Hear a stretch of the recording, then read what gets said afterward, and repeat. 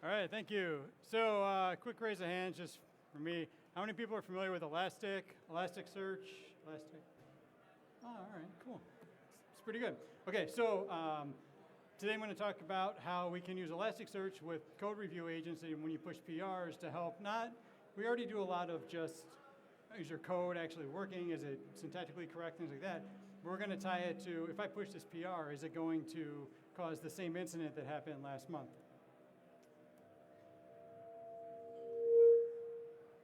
There we go. Okay, so what happens right now is your code gets pushed and you have a review and maybe it works. If it doesn't, it gets blocked, otherwise you merge it. So we're gonna, again, take these post-mortem incidents that happen, open telemetry traces that are in Elasticsearch, and we're gonna have that automatically check and make a code review. So this is the most high-level chart of this I could put together. So essentially you have your automated review process right now. So you push your PR in GitHub actions fire. They do whatever you normally have in your process right now, but we're going to add in calling Elastic Workflow, which in turn calls Elastic Agent Builder. Agent Builder is just our agent platform where we run agents. We'll show it a little bit. If it matches, using semantic search, things about open telemetry, similarities, anything in the incident postmortems that happened, it'll push back a comment in your code, and then you can decide what you want to do. If you want to fix it, we can drop into VS Code. We can use Copilot and the MCP servers back to Elasticsearch to make decisions. And we'll show all that in just a minute. So really, the high level is moving from, no, it looks good, to it might be syntactically correct again, but it hits a production issue that happened last month. So I'm not a big slide guy, so we're going to just drop over into an actual example here. So because this is a big event, I practiced this a bunch of times. That's why you have a bunch of these PRs up here. But we're going to actually go and create a pull request. And we'll show the code and all the other things in a minute. So I'm going to go in, and I have some code changes. So what this does essentially is pretty small bit of code change. We're going to take this reserve, and we're going to split out the writes. And so I should mention a little bit of background on this.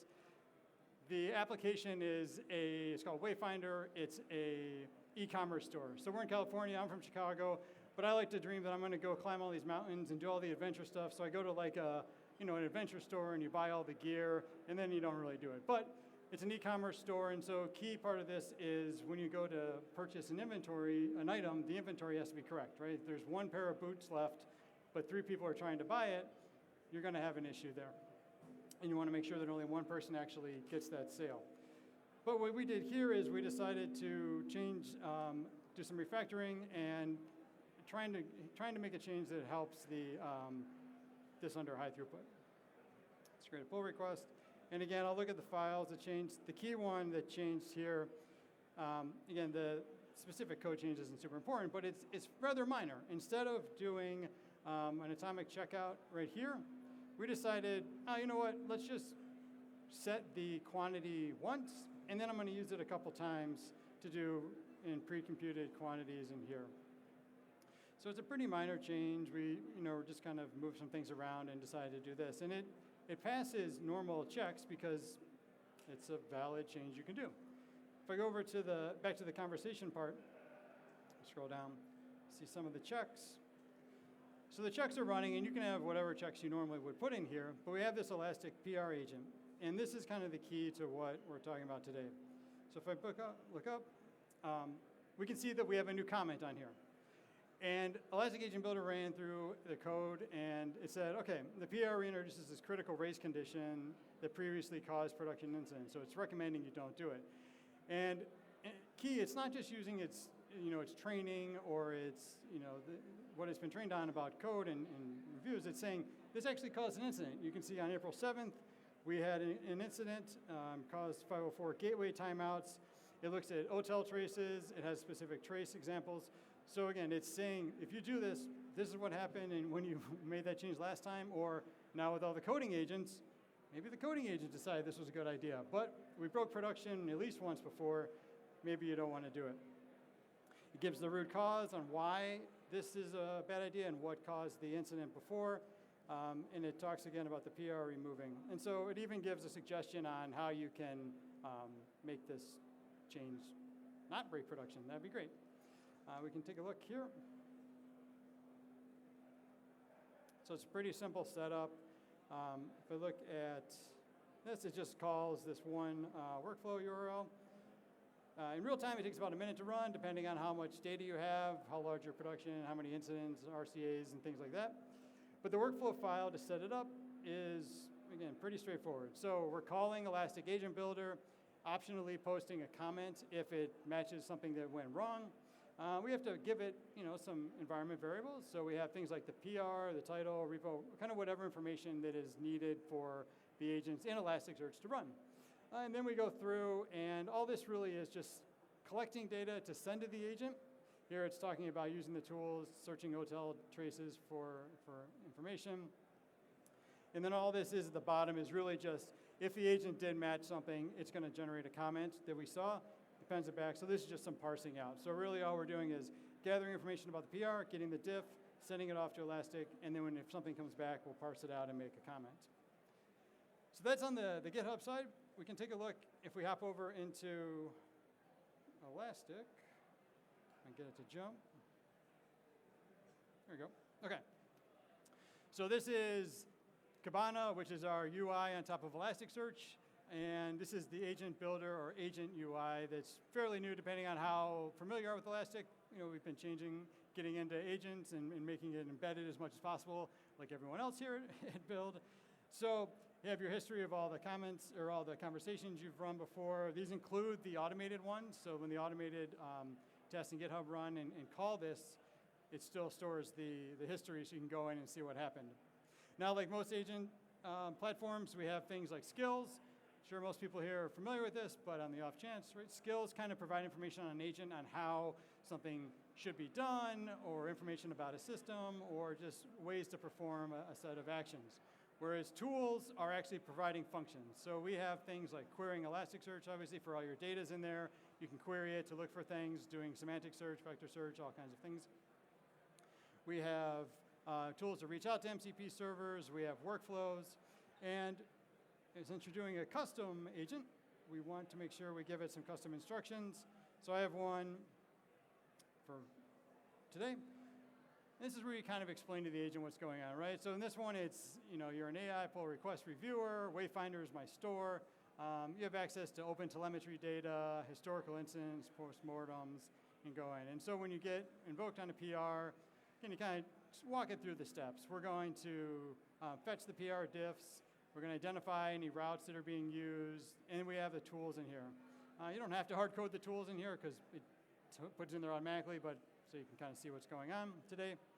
And we're looking for patterns, so not keywords. We're not just doing keyword matching. We're doing semantic lookup and things like that. And then if you do find a match, this is kind of important. We want to explain what the match is, how we found it, specific examples, so that we're not just, we're not just saying, it seems like a bad idea. We're saying, again, production broke. Maybe don't do that. And some other rules. If we look at the skill, one of the things you can do if you have a reoccurring incident is, as part of your postmortem, is an RCA, is creating an actual skill that looks for things like race conditions. So production broke a couple times with race condition. We're going to make sure that the agent understands specifically what can go wrong. Obviously, these agents or these LLMs are smart. They are aware of things like race conditions, but you can kind of be very specific if you really have things that you need the agent to know. And then tools. So I mentioned that this agent has access to a couple tools. This is always curious for me.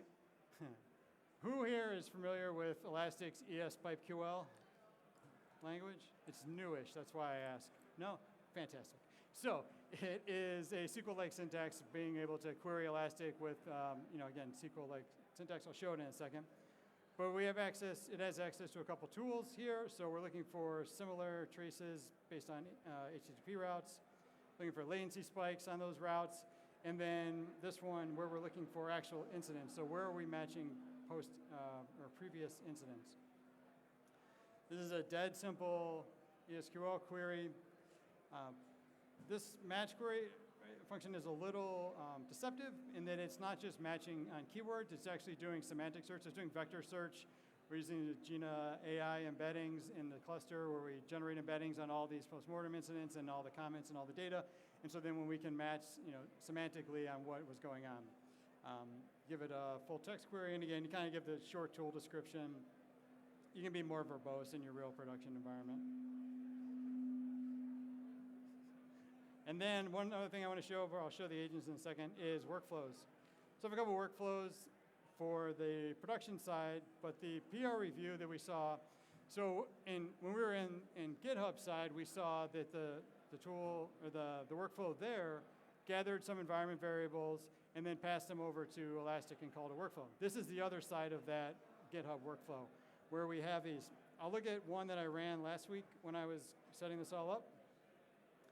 It's pretty straightforward. All it's doing is getting all these environment variables and information about the PR that we're pushing and looking for information for.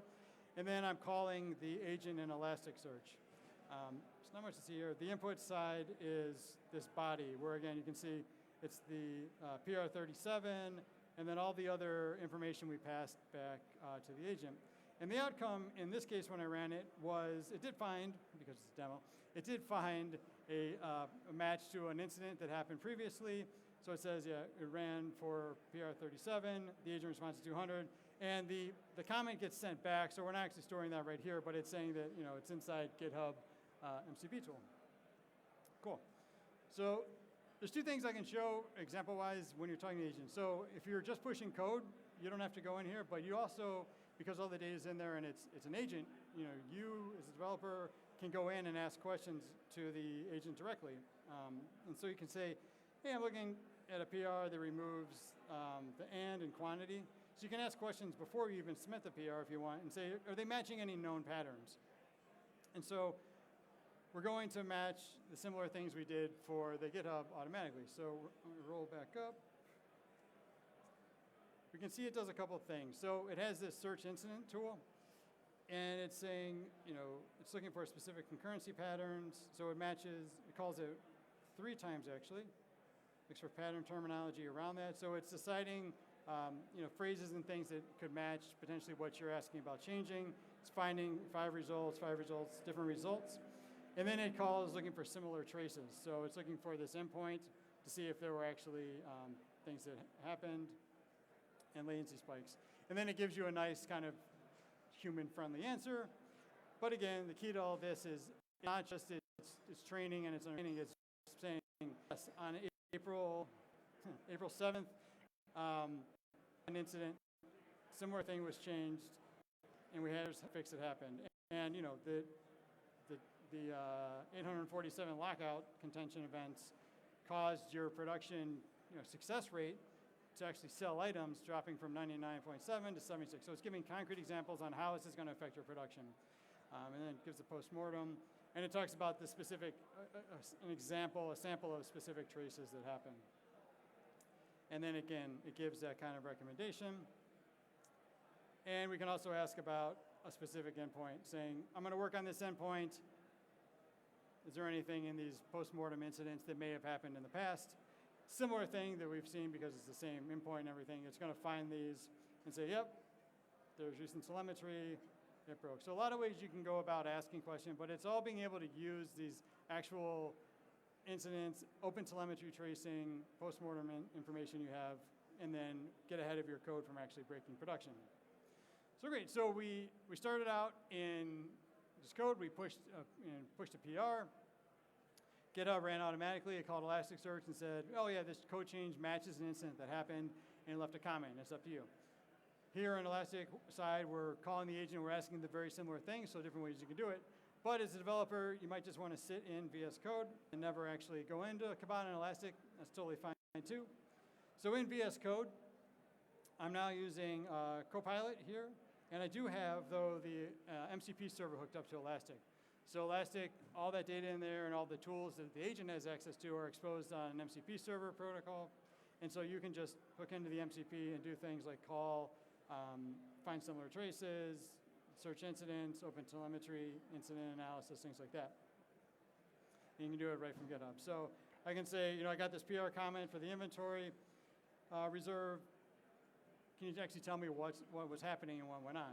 And the very similar thing is going to happen here. Now we're just never leaving VS Code.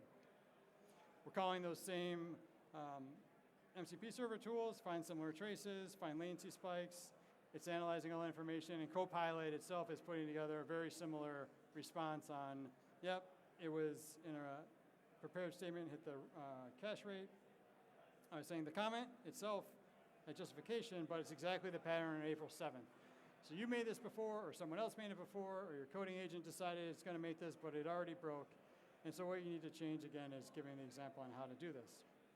And when you can drop in here and give it, and because I don't want to actually make the change myself, I can just say yes. And Copilot's going to go in and make that change for me and update it. So it's going to go in, it's going to figure out, again, what changes to fix. It's a pretty simple code example. It's going to make those changes, and then it's going to report back on what it did. So I can show. And again, it describes, as Copilot does, what changes it made. So it removed that, hard coding the new quantity early on, and it got rid of that misleading comment. It changed the DB statement here on line 46 to, be more thread safe and checkout safe. And then it said it added a second check. It even added a second check in here because it gives the mention that this isn't truly transactional. We're doing our best with kind of managing it. If you really wanted to, you can make it an actual SQL transaction, but in the code, this is what we're doing. So I can go ahead, I can commit that and push it back and make the change. The last thing I want to show is, with all that, real quick, just in the terminal, again, I can give a little test. So I have this harness that fires 20 requests. So again, it's kind of the thing of, there's one pair of boots left. 20 people really want this boot. We want to make sure that only one person actually gets assigned it.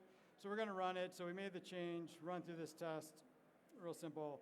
And if everything works out, then we have, we wanted one, we got one, pretty straightforward. So what I'll leave you with is going back to which way I want to go. By adding in, post-mortem information, RFCA information, open telemetry data, you can do some of it, you can do all of it, you don't have to have it all together, but even just adding in open telemetry information to looking in for when spikes change, by being able to call Elasticsearch automatically as part of a GitHub action, you can get ahead of, hopefully reoccurring production issues that happen. You can also load in similar information if you're running in dev and you run those postmortems in dev and get ahead of them. You can load that in there so that these lessons learned in dev, you can store them in there and we can match that way. So thank you for hanging out. Elastic is over in the other building. They have these little, you can build Legos and clicky things if you like fidgeting with things like I do. I appreciate everyone hanging out, and thank you.